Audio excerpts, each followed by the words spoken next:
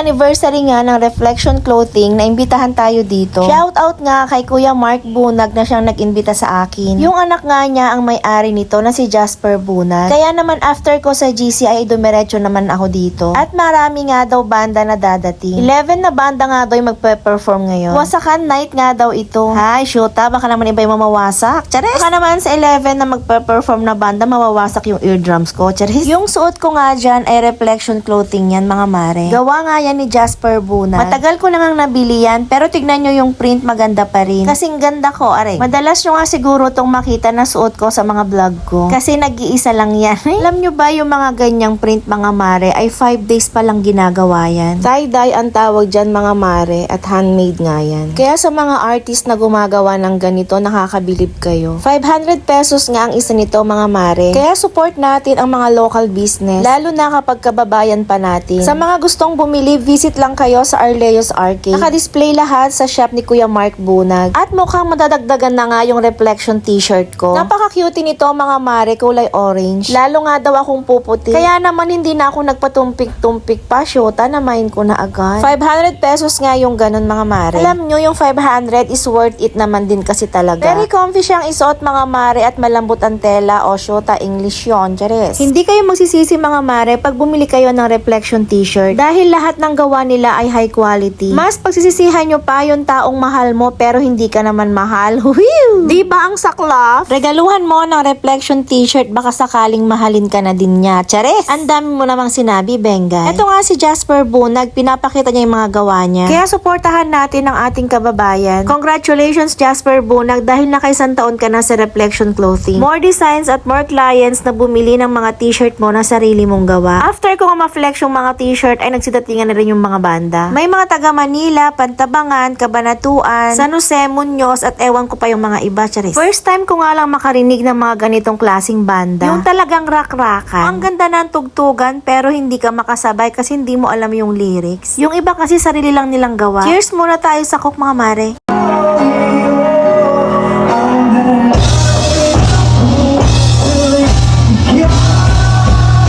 Habang nanonood nga ako ng live band ay naging tindera din na guest. Dahil sa dami nga ng tao, tinulungan ko na din si Kuya Mark at Ate Jackie. Dati nga din akong tindera ng balot, sigarilyo, candy dun sa may 7-Eleven.